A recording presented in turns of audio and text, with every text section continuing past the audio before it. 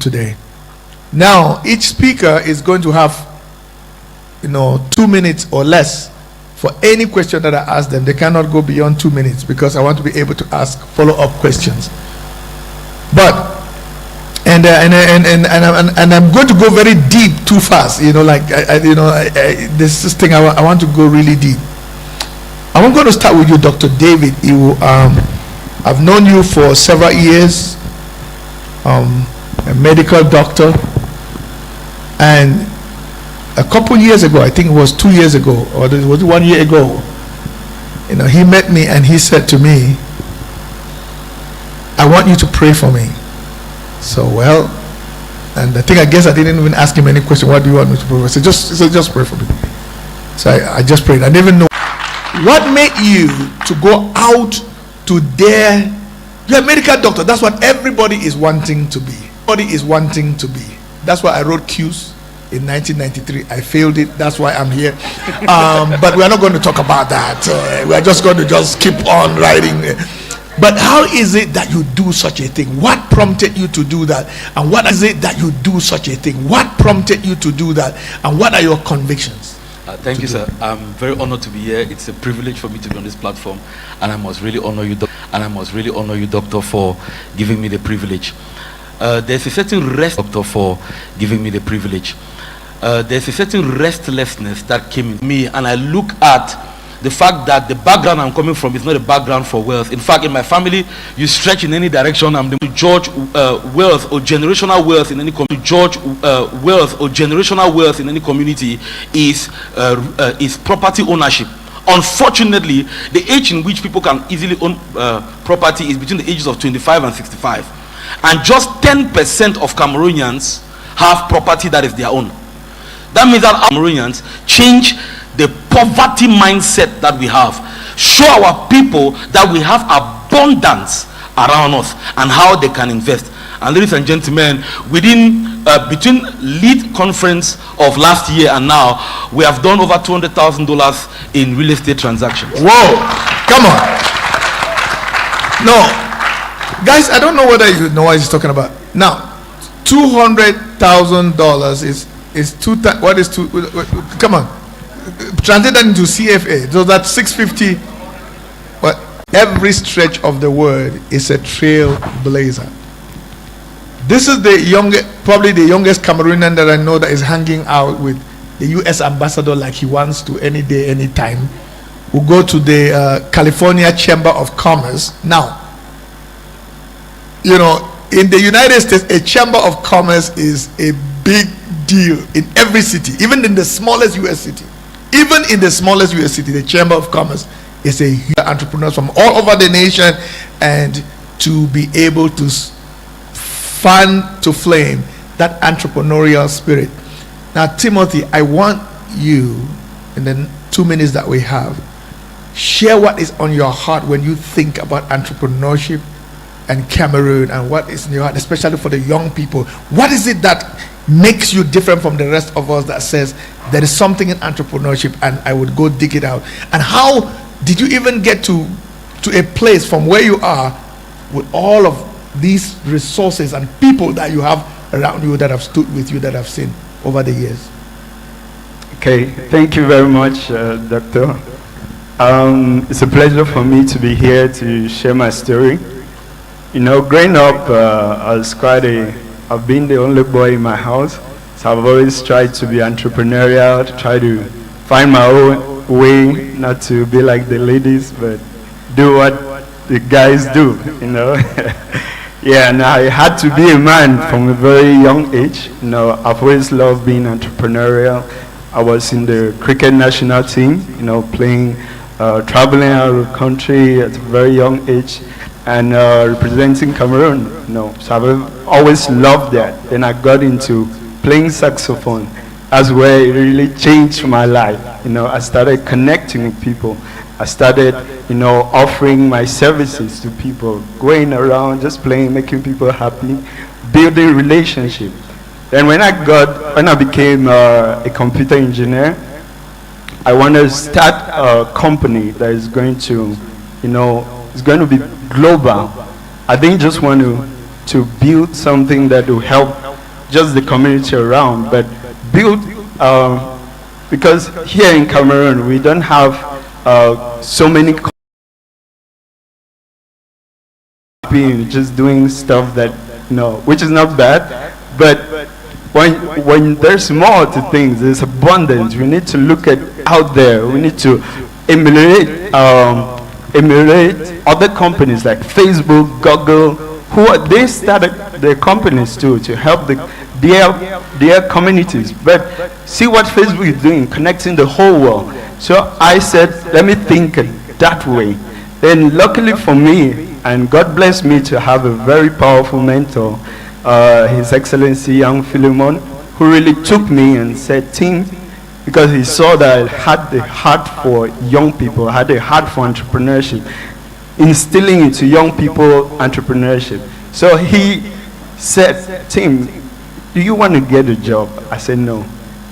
I want to build a company that is going to partner with these big companies that we're seeing. And that's when I started Spark of Freak. And he was just hearing me talk about Spark of Freak. And he said, all what he can do for me, is to connect me to the right people. Connect me to people that I can learn from. People that will help me grow. Because I told him I want to grow. I want to build something that is out of Cameroon. Build something that is global. So he pushed me. And I started, getting to that level, hanging out with those caliber of people. Just imagine, I was meeting him every year for the past 5 years.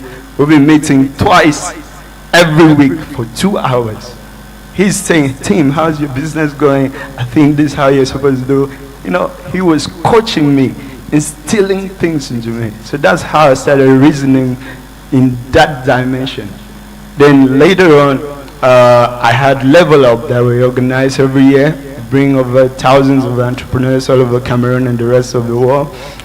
So I brought a friend of mine who is a mayor in the US, and he came here. He had a great time, talking to entrepreneurs, and he told me, Tim, let's build something that will connect the two countries. Let's start a sister city project.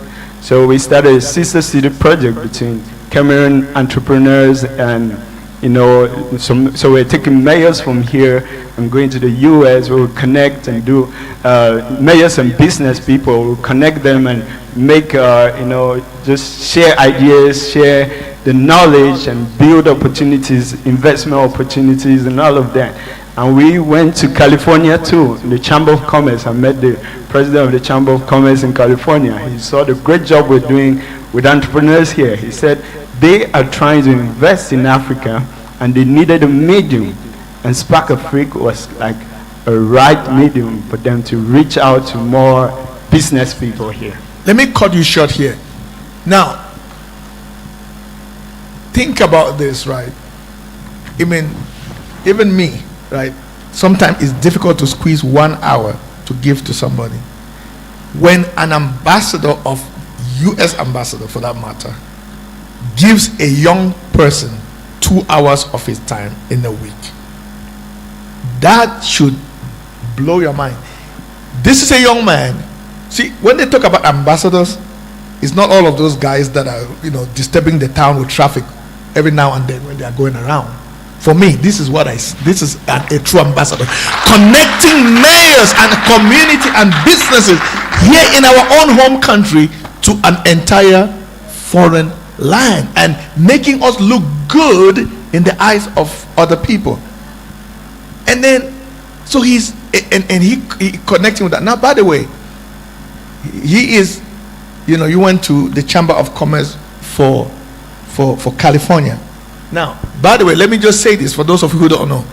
If California is a state in America, one of the 50 states of America, but if California was a country, if you could call it a country, it is the 10th largest economy in the world.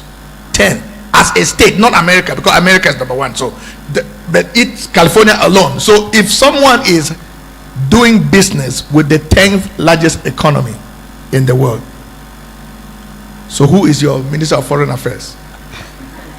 and investments. You see what I'm saying? This generation is going to rule the nation, not because of politics, but because of the heart. Now, Timothy, what is it that if you had the opportunity, now we are here with, these are visionaries, these are people that have dreams in their heart. Say something that is in your heart. What is really in your heart for the young people of this nation, for the people that are seated here? What is a message that you would say that that you have learned from all of the things that you have been involved with? Okay, one of the things I'll say is we need to think global. We need to look at the world as global. If we are into business, look at the world as a global market. So whatsoever we're doing, we should try to be the best at it. We should look for the best opportunities out there and not just think about things for yourself. We don't just think to grow for ourselves. We just rounded up with our level up in Spark Gala. We had like 4 ambassadors come to our event. We spent the whole day with thousands of youths that came from all over Cameroon. And when they went, they thanked me. The ambassadors thanked me. Tim, thank you for the opportunity to serve the young people. Because I've had great connections all over the world. And I always bring like the connections I'm building, the opportunities I'm having. I'm not just looking for myself. I try to bring it to other people. I've had the PM leave his office, go through traffic come to my office to teach my staff leadership, because I know what he's teaching me, how he's changing my mindset. I want other people to have this opportunity. So if we look at it like we have opportunities, these opportunities are not for us. God is trying to use us as a channel to bless other people. Wow. Man, Timothy, I love you, my brother. These are the kind of people that just make me like, oh Lord. And just to round up with this, like we were speaking the other time, next year we're having Level Up in the US, California. And I want to have you up there with us. We are praying and thanking and hoping. The ambassador, our Philemon Young, he's already in the US, he has accepted to be there. Friends like this to see that there are great things happening around you. Okay, over to you, Madam Chemba. Now, I have known this wonderful woman for the last probably 4 or so or 5 years. She would let you know. But I think that she's a testament of, hold your microphone well, because I think there's some interference, so very good. All right. But one of the things that I like her for is that she saw the importance of personal. She has never missed any program that she can. And not only she comes, she brings people along in her journey, and certainly it has transformed her. So I wanted to ask her, Madam Chemba, just share with us in 2 minutes how your journey has been, the things you have learned, how it has impacted your family or your work or your own career as an individual. Wow. Doctor, thank you so much. I am a living testimony.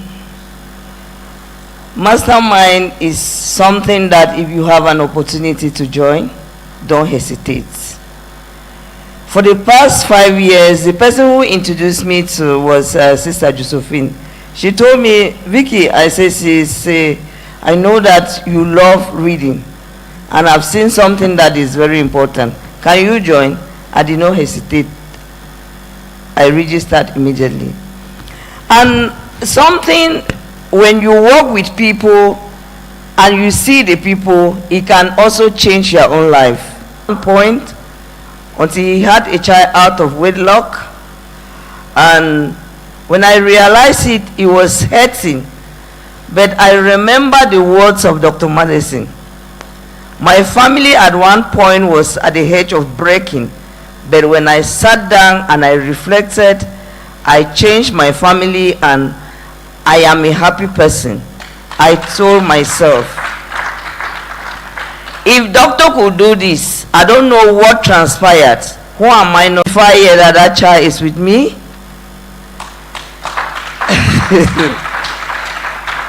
when the mother comes visiting and said, can we go? Say, no, my mommy will not accept me to go to anybody's house.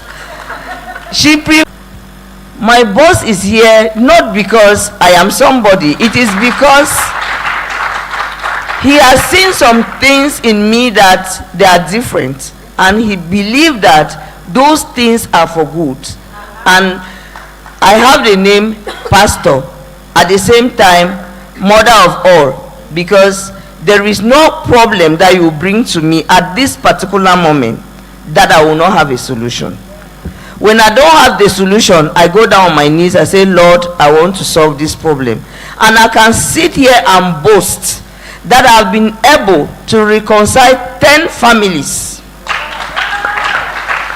that they were at the edge of divorcing. They had already signed in court that they were ready for divorce. But when I told them my stories, what I've been through, and how I am living, that they look at me, you do it.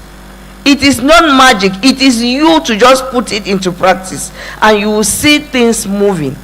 I can say that I'm a very proud woman, because wherever I stand, I can talk and my head will be up, because I live by example, and many people are emulating what I'm doing, and they are with me. Wow. Thank you. Wow. Now, I don't know. I mean, if you're a woman and you are here, right? Did you hear what she just said? Like, so instead of going and busting his head, maybe just go and do, so like there's a level of goodness that can rebuke and can beat more than any other thing else, right? So think about it. Madam Chairman, I'm so proud of you. Thank you so much. I remember the day that you actually talked to me about this particular thing, where you said, like, I have this child that is out. I want to be able to bring that child back home, and all of that. I remember when she mentioned that I really want to be able to love that child and make that child feel at home. And look at what forgiveness can do. And look at what, because of her doing that, look at the 10 families. This is how we transform a nation. So you can ask yourself that, what has the ministry of family done? How many families have they transformed? You can go and ask yourself that. That's why I believe that this nation is not going to be changed by people who are in so-called offices, so-called ministries and ministers, so-called ambassadors and embassies. It's going to be transformed by ordinary people who have caught the vision for a transformed nation. Thank you, madam. Thank you so much. Thank you. And I'm going to switch my attention now to this beautiful lady to my right. I met Joy Ndula in 2018 during one of our conferences at Jega Palace, and so I was asking her, what do you do? And so she said that she runs a bookstore. And then I said, well, in Cameroon, a young girl is on a bookstore in Cameroon. The last time I heard somebody doing a bookstore was up in Bamenda. The guy is no longer here. Ni John Frundi. That's how far back there was bookstore owners, right? So I said, what are you doing with a bookstore? You're not that old, right? But I came to find out, and she said she wants to transform the reading culture of this nation.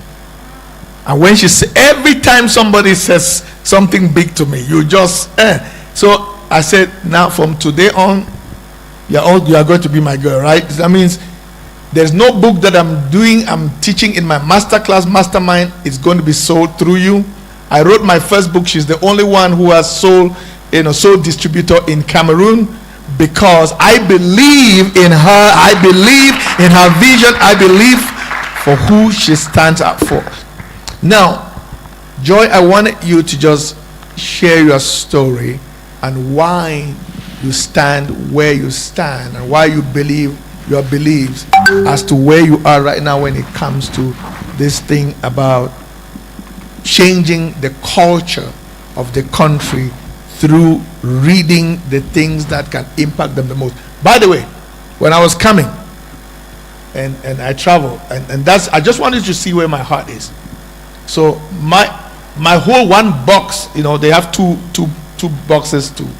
My whole box was books that I got. She asked me to get for her. But why am I doing that? It's because that's what I believe in.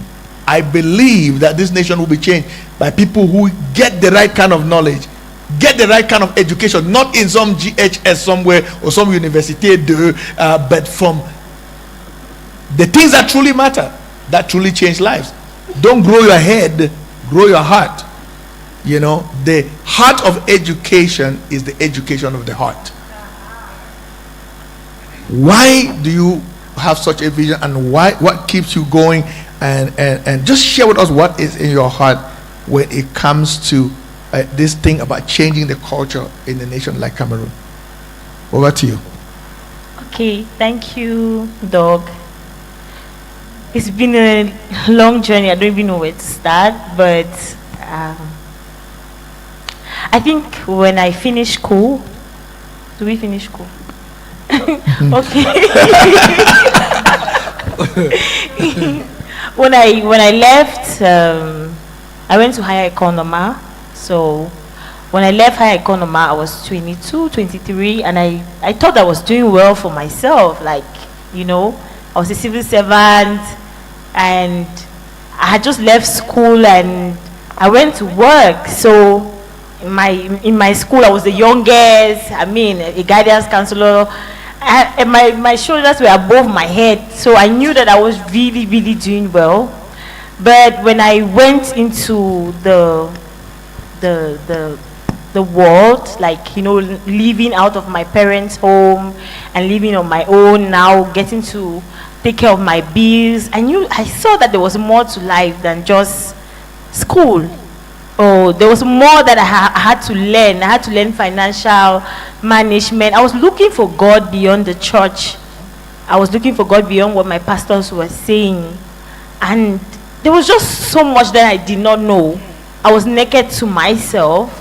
And thank God, He kept books in my hands, somehow, through friends. So when I started reading, I remember the first two books that made a big difference in my life. There was a Purpose-Driven Life, and there was The Power of a Praying Woman. So when I read Purpose-Driven Life, and the way that book transformed me, I knew that I could not keep it to myself. By the way, by that time, I think I've always been a people person, and so when I eat something, when I see something, I want to share it with my friends. So when I read Purpose-Driven Life, I knew that my friends needed to read that book. When they read the book, they wanted their friends to read the book, and their friends wanted their friends, and that's how my own copies could not suffice, you know. And then there was this question. Now everyone wants to become, everyone wants more. I just discovered that there was this yearning in people's heart to become more, but we just did not know how, because somehow someone had said that to hide something from a Cameroonian, you should put it in a book, you know. And nobody was looking for those answers in books. And I started telling them, when I told them, they were like, okay, let me try. I see there's been some transformation in your life. Let me try this. And so somehow we're reading, we're changing, and we're encouraging mothers. I will go to church groups and talk about the power of a praying wife, you know, power of a praying parent. And people were just catching it. And then I knew that, okay, there was something in books that somehow Cameroonians did not know. And I had also learned that when you find that there is a problem somewhere, it could be that the solution is in you. So what was the problem? The people wanted to become more, but somehow somebody needed to preach that becoming more comes from getting knowledge. When you read, you know, it's been a very, very difficult journey. But I can say that we started with 5 books in a month, and somehow we are about 500 books in a month right now. Wow. So yes, it's been a difficult journey, but it's been a growing one. Yeah. And let me say something here, like, This girl loves excellence. You need to enter her bookstore. You know, it's the only bookstore that is climatisé, you know, in Cameroon, right? You come to a bookstore, it's cool and nice, and you can really read, right? It's clean, neat. And when she sends, I don't care. I live in the United States. I order books on Amazon all the time. Sometimes I order them as gifts. There is no, even in the US, there is no gift as nice as the one that Jolly Book Live Books will send. Am I talking, guys? Okay. See. I'm almost having a riot here, right? Because people know that is true. The packaging. So even before, in fact, she packages it so much so that if you are not careful, you might not want to read it. Because you just want to keep it the way it is, right? Oh my God. Thank you so much, Joy, for changing the culture and for making people to love reading, because reading is how we grow. Someone said, leaders are readers. And said, leaders are readers. So if you want to be a leader, you are there. Live to lead, begin to read. Thank you so much. Wow. So I'm going to go to our last panelist, and our last panelist is someone that I have just known in less than 6 months. In fact, how many months now? I think that should be 4 months. Yeah. 4 months now. So now, for me to know you in 4 months and you are sitting on my panel, there's a lot between that goes between. Yeah, you need to really. But I mean, my team members are here, right? You know, they know that I am very picky with people that I. But story goes, I put something on LinkedIn. He came and he wrote a comment on LinkedIn, and this is what he said. Exactly what he said. He says, you know, they kept these words in their heart. You know, like there's some things you hear and you are not quick to say anything, whether good or bad, right? Because you know that this thing is coming from deep, right? So I got to talking with him. Long story short, I got to know more about him. He was here for the first program, live session like that was in July, when we had the Lead Missions program here in this same hall. But I got to know that he is a truly great person. Now, he's a medical doctor, and again, like this other medical doctor, these are the crazy medical doctors, right? Because he got his medical degree, was doing well and growing himself in the area of surgery, and then he decided to transition to becoming a tech entrepreneur. So from medical doctor to tech entrepreneur, right? If he was leaving medical doctor because he failed Qs like me, I will understand, right? Like I will really understand him. I can really feel for him. But to leave medical doctor to become a tech entrepreneur, that is what I don't understand. So in 2 minutes, why that transition? And by the way, after when he finished answering this, I'll talk to you about something that we're about to do for the first time here today. All right, thank you very much, Dr. Madison, for the opportunity. Please, can we give it up for Dr. Madison?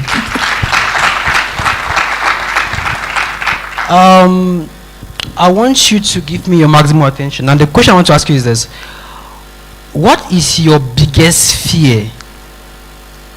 What is that thing that you've always wanted to do, but you're scared to take the leap? Now I'm going to walk you through my life journey in 2 minutes. The areas where I was faced with a very difficult option to make some decisions, and I decided to take the abnormal way of doing things. Now, while getting to medical school, I was inspired by Dr. Benjamin Carson to become a surgeon or an obstetrician gynecologist. And by the grace of God, 4th year medical school, I was the first student in the Faculty of Health Sciences, University of Bamenda, that was given the opportunity to start performing surgery in 4th year. That's the first time you get into clinical practice. And that was because of my dexterity in surgery. But you know what? Just before I defended my thesis, I lost my dad. that's the person who gave me hope. He told me, I will do everything possible for you to specialize, even if it means to sell this house. You know, I look at a man who has worked for the government for 33 years and is willing to sell his house to send me for specialization. And I'm in a family of 5 siblings. I'm the first son. And at this time in Bamenda, where we have the Anglophone crisis, my family is internally displaced. My mom lost her job. Dad just passed away. I just engaged my lovely fiancée, Solange. And I'm asking myself, the government just stopped recruiting medical doctors into public practice.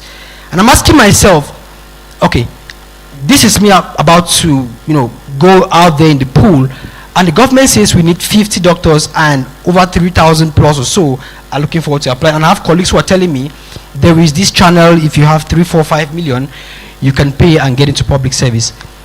And I tell myself, I don't want to go through this path. And so what do? Because of the network I had built while in school, I began to get lots of recommendations around, and I decided to displace myself and my family to Fumbod, and I got 4 jobs. I was working in Fumbod, I was working in Bafang, I was working in Bafusam, and I was working in Bafia.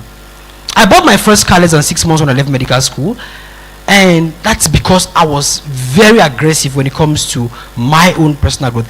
And I classify my life into 4 areas, which I wanted everyone of us to do. I classify my life into business, family, career, and spirituality. I don't joke with all these areas. And so, doing 4 jobs, I was earning good money. I was earning millions, more than any average doctor who leave school. But, I was being celebrated as this great guy, and in less than 2-3 years from when I was in medical school, I did more than 400 to 500 surgeries, 100% successful. And so, I'm being celebrated in the hospital, but my wife will never see me at home. So I'm asking myself, now I have the energy to run around the world, run around, do surgeries. What would happen in the next 5, 15, 10, 20 years that I will no longer have that energy? And so because while I was still in school, I was hungry for knowledge. Every weekend, my friends would see me, attending personal development conferences here and there, together with my amazing brother, Dr. Angelo, the brother who medical school gave me. And, because I got into network marketing, I was, marketing stem cell regenerative products for several companies. I remember the last company I worked with, we were able to build a network of over 11,000 distributors in 3 years. And so they used to call us drug dealers in school. They're laughing at us, like, how can you do medicine and you're walking around trying to convince people to buy products? But that process in, network marketing helped me grow my muscle to not feel rejection, be able to work on my public speaking and communication skills, and that's how I was able to build resilience. So now, because I was already growing, I was yearning for an opportunity that I could be able to gain a skill that would not only make me be a local hero, but a global hero. But in the 21st century, you can't do that if you don't understand technology. But I had no clue about IT. And so in the heart of COVID-19, my cousin in the US, Miss Flavine, she told me she's working from home because I noticed she now had more time for herself. People over there, you try to get to them, they tell you, I'm busy, they move from one job to the next, they want to pay bills. But at one point I noticed she was always available, so I asked what changed. She told me she's working from home, she's a DevOps engineer. I said, what's DevOps engineering? Are you a nurse? She left Cameroon as a nurse. As I checked her LinkedIn profile, I saw DevOps, I saw some kind of tools. I was curious and I was hungry. So she told me she's earning, good money, like 150K per year. I was like, I want to get into this thing. And so she told me, the next cohort is starting in the next 2 weeks time, and the fee is $2,500. And this is me. I have a 7-month-old son in my hands, and she's telling me $250,000. So my wife and I, we sat down, we said, okay, what should we do? This is an opportunity, and we don't have money. So we said, well, we have a liability in our hands, a car. So we sold the car, and we paid the fees. And I quit the 4 jobs. I quit all 4 jobs, and I told myself for the next 1 year, I want to invest in myself. I want to be able to build systems across the world where I no longer need to bother about working. So the first day when I got into class, my professor asked me, hey, you're a medical doctor, what are you doing in this class? I said, I'm not here to get a job. I'm here to gain a skill that will permit me build businesses. across the world. So my colleagues in the US and Canada were laughing at me. Who is this guy in Africa? There are no remote jobs. There are no jobs, and you're talking about creating opportunities for people. I saw the vision. I was convinced in my spirit I'm going to do it. So while in the training, at one point, 6 months down the line, my bills began to pile up, and she was the only one working. By the way, I'm paying all the bills. For 6 months, I didn't make $1. The only person I told what I was doing was Dr. Angelo, and for 6 months, I did not go out of Bafusam. I stayed in one spot, just studying. There were days I wouldn't open my door for 3, 4, 5 days because I was grinding. I was focused on who I was becoming than what I was going to obtain from the process. So while doing that, I began to help my classmates, and I had a study group where I was coaching and mentoring more than 100 colleagues, and I have my dear colleagues here like Asaf, across 5 different time zones. Every day I will invest at least 2-3 hours to coach and mentor them. And by the grace of God, today I've been able to help more than 15 of them land jobs, 6-figure income jobs. Some are earning more than $20,000 a year from home. And I quit my 4 jobs just 6 months after medical school, and by the grace of God, I've been working from home since 2020 in Cameroon. And now, while 6 months into the training, God told me, he said, start up your own business. I was scared to start because this is me still in training. I don't have a job. How do I start coaching and mentoring people and telling them you can get a job when you don't have a job? So I was resisting, and I got to one of my tutors. I told him, I said, Prof, this is what God is telling me to do. He said, Otavise, every time you pick up the mic to speak in class, I can feel it. Go ahead, don't resist. And so I had an hour call with him. He coached me, and then I remember that Professor Atanga of Kesmo International University is one of those who started the digital education in Cameroon. I reached out to him. By the grace of God, I taught his wife in 2015 to get into medical school. She went to China. When she got trained, she came back. She's working here in Yaounde. She told the husband about me. So I had a 2-hour coaching session with him. He walked me through the process, step by step, how he started Kesmo International University from his palo. And you know what? I said, I'm going to start. But this is me who is about to start a company. I don't have money to start a company, but I have the idea and I have the roadmap. So I reached out to my uncle in the US, the wife to my cousin who actually introduced me into IT. I told him, this is the idea I have. This is the vision. I showed him my vision board because I have a vision board. And so he told me, you have the idea, you have the vision, but I have the money. Let's partner. I started a business. So when I hear people tell me I don't have money, I can't start a business, I say, no, it's not about having money. You can have the money, but somebody can fund the idea. So he came in as co-founder as Dr. Kizito. He came in as co-founder. But then, because I know how the system on ground is, a challenge we're going to face, we decided to register the company in Virginia. So our first office was in Virginia, then we later registered in Cameroon. So, and that's the company office address we have online too. We got the website. I started because I had the skill. I was doing the training, technical, non-technical, and I knew that I couldn't grow the company on my own, so I had to build a team. And right now, by the grace of God, I have a team in over 6 different countries across the continent, and we've been able to train and offer 54 scholarships. We have our students here like Dr. Noella, Mr. Roland, who are studying, cloud computing, DevOps, and so on. And we have more than 6 partners across the world. We are partnered with Amazon Web Services. We are partnered with Huawei. We are partnered with Medics in Tech, which I co-founded. One of my students met me on LinkedIn and reached out to this organization. I think you'll become part of it. The CEO reached out to me. He made an offer. I accepted. I came in as co-founder, and right now I serve as director of partnership and collaboration. And on the board, Mayowa, who is the CEO and founder of Epoch Zero, using AI to interpret X-ray CT scans, he made me an offer to come to the company as a chief marketing officer, and that's how I joined Epoch Zero. And all of that, I have like 6 or 7 different organizations which I run right now together with an amazing team. And by the grace of God, like last week I just received an email, like there is this Africa Digital Health Summit, in Kigali, Rwanda, and we would love for you to be part of it. And I received 100% sponsorship. I didn't pay that, but I began to document my journey while in the training. And I had been procrastinating to launch this book for more than 2 years. And even when I started, I told my colleagues I was about to write a book. I had 10 pre-orders when I started just writing. They paid for the book. And it was until when I reached out to Dr. Madison and he told me, I'm coming to Cameroon, I have an event. Instantly, I got registered for the event.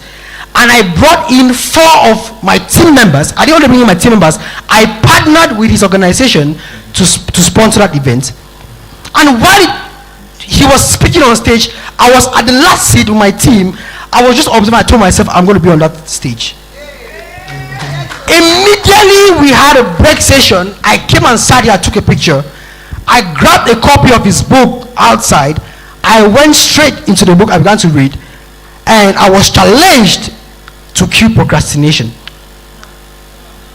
A few months thereafter, I told him, I have been procrastinating to release my book. I told him, Otavise, we have the John T. Maxwell events coming up in Cameroon. Instantly, I paid for my wife and I that same morning. That's true. And he told me, what is the vision behind this book? And I said, Dr. Madison, I want this book to touch 1 billion lives in the next 5 years. That was early in the morning, like 3 a.m. for him or so. He just got crazy about it and he said, let's do this. And how come he was just giving me ideas? You know, I have this person in Cameroon, I have this person. How can we distribute this book to reach 1 billion people? I know what? I said, I'm going to partner with its mission. Because Dr. John C. Maxwell is one of my leadership mentors. So I said, so that's why you're going to see SambaOtavise Tech, one of the only partner, you know, together with Superior Lead and, Lead Mission International for this event. And so, here in the hall, we have more than 10 people on my team who equally, paid and joined this program. And so, because of that, he connected me to his entire network, the editor, the printer.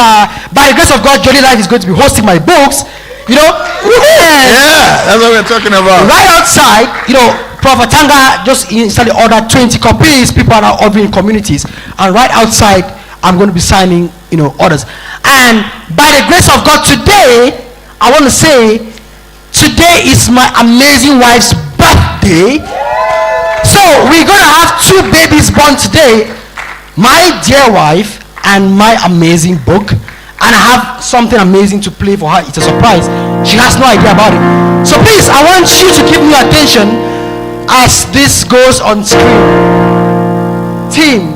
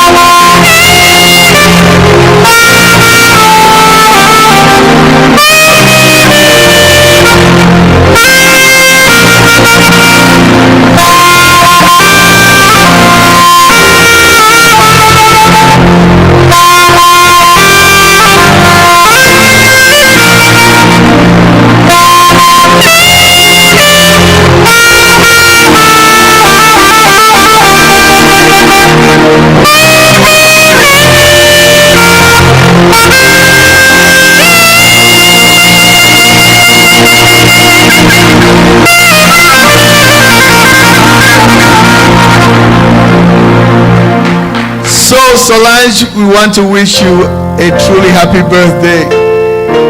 Hey ladies, if this was your birthday, is this what you want your husband to bring you to on your birthday? You see what I'm saying? So you have to be a crazy kind of woman, right? Because this is not where you come to for birthdays. You have been longing to hang out somewhere in some hotel, some resort somewhere. But thank you for being here with us. We love and honor and respect the vision that God has given you and your husband. Happy birthday to you, my sister. Come on, come on, come on, come on. So, we wanted to close this session before we go for our lunch break and networking break to say this is the copy of the book that Dr. Samba has chronicled this reflection of his. The book is Take the Leap, a doctor's guide to transitioning into IT. But this is really not about IT. The story here is about taking the leap. The story here is really about daring to grow beyond what you currently know. The story is really about challenging yourself to take height, to go depth, to explore breadth. That's really what it is all about. And so today it's my honor that we are launching this book. So when you go out for networking launch, go get an autographed copy of the book, right? An autographed copy of the book. So, and he talked about my book, The Day Before Tomorrow, How to Make Today Count, which is the book that would banish procrastination in your life. That's what made him to publish his own book, because he thought the book was in there for 2 years, and then he said he kicked out the book by force, and then the book is here with us in our hands. So during the break time, there will be a signing. By the way, outside there will be a table there. He will be signing out this book, right?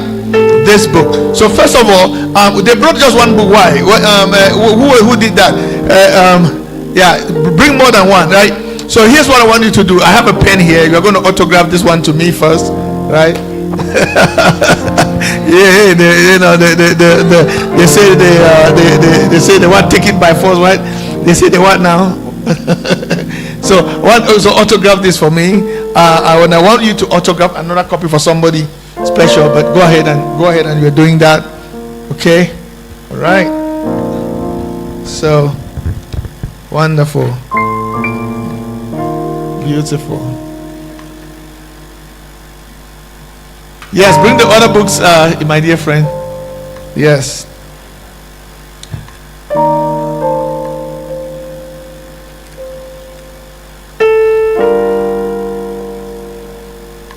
Now, and when we were launching this book, in the global launch of this book,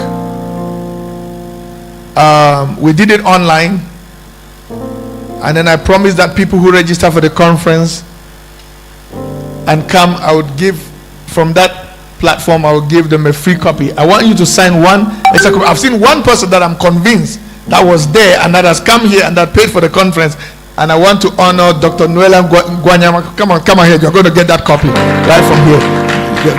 One of them. Yeah, okay. So here's my copy, and then I want to make sure I get your copy, because I know that you did just that. Love you much.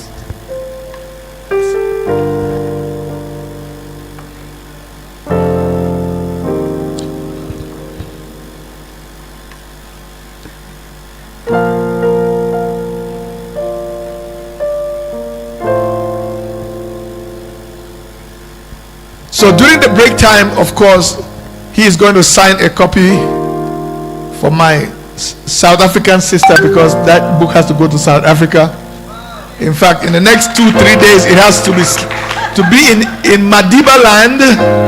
It has to be in Madiba land, yeah, and so on and so forth. So that's how it's going to look like. So here it is. Yeah, here it is. Here it is. Here it is. Let's do one with you. Okay. You feel free to. Okay. Maybe you. Yeah. Okay, you know. Okay, do one just for me and him. Thank you.